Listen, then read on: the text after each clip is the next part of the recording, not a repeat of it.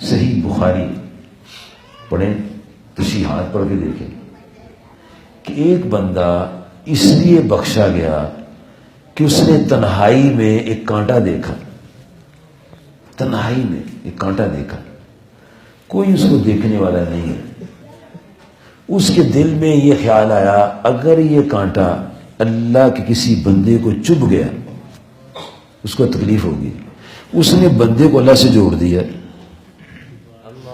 خود جڑ گیا کہ اے اللہ کے بندے کو تکلیف، اللہ نے دیکھا میرے بندے کی تکلیف کا احساس کر، اللہ کو بندہ بڑا پیارا لگا، اللہ پاک سے سارے گناہ معاف کر دیا۔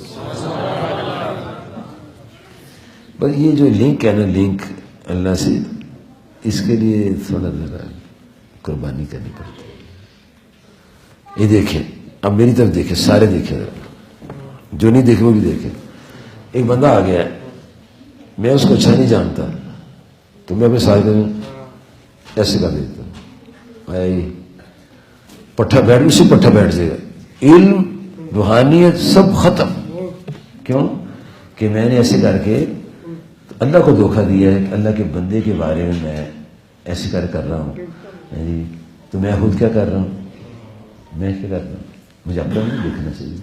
اسی لیے جو ہمارے مشائخ ہیں، مشائخ نقشبندیہ، مشائخ قادریہ، چشتیہ، سہروردیہ، یوسفیہ، یہ جو بابئی نگینہ سرکار، ہمارے بزرگ سارے، وہ فرماتے تھے، فرمایا کرتے تھے، فرماتے ہیں، فرمایا ہے انہوں نے کہ لوگوں اپنے گناہ دیکھو، دوسروں کی نیکیاں دیکھو،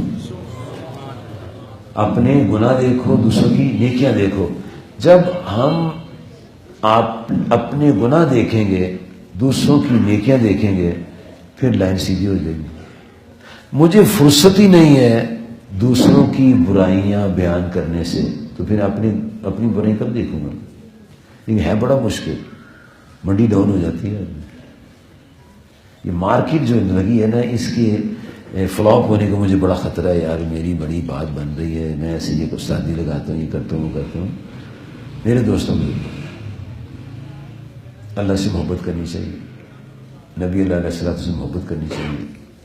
اور میں تو اس دفعہ جہاں بھی گیا ہوں نا، تو میں نے یہ آیت اکثر مقامات پر سنائی ہے، جس کے شاہد ہیں جناب حضرت محمد زبیر بٹ صاحب۔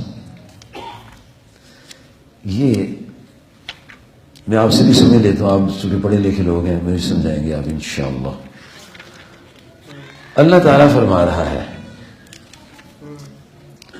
اے لوگو لقد جاءکم رسول من انفسکم عزیز علیہ ما عنتم، فرمایا کہ بے شک تمہارے پاس تشریف لائے تم میں سے وہ پیارے رسول جن پر تمہارا مشقت میں پڑنا گراں ہے۔ مجھے مشقت آئی ہے نا، تو کن پر گراں گزری؟ جی نبی علیہ السلام، ٹھیک ہے۔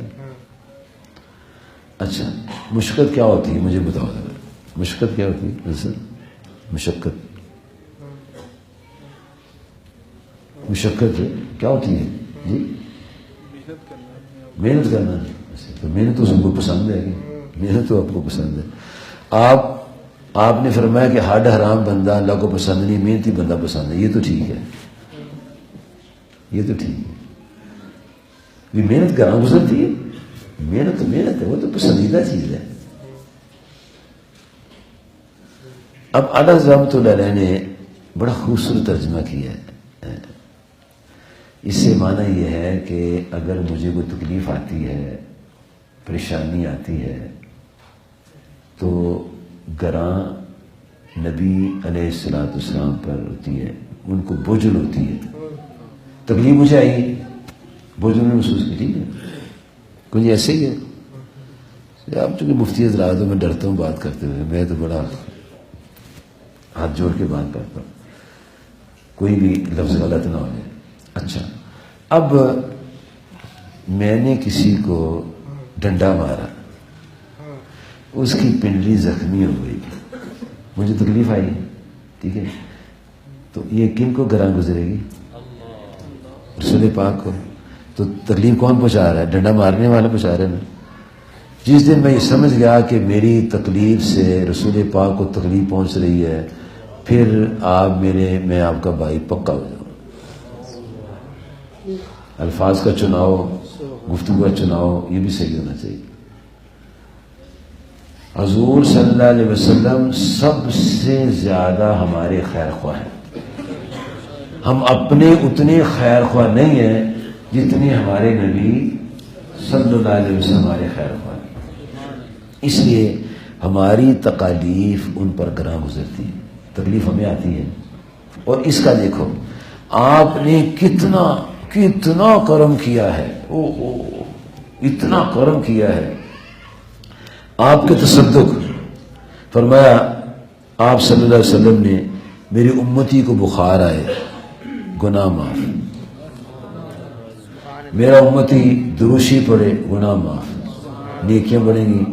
میرا امتی گھر سے وضو کر کے مسجد میں آئے، ہر قدم پر گناہ معاف. فرمایا میری امتی کو کانٹا چبھے تو گناہ معاف.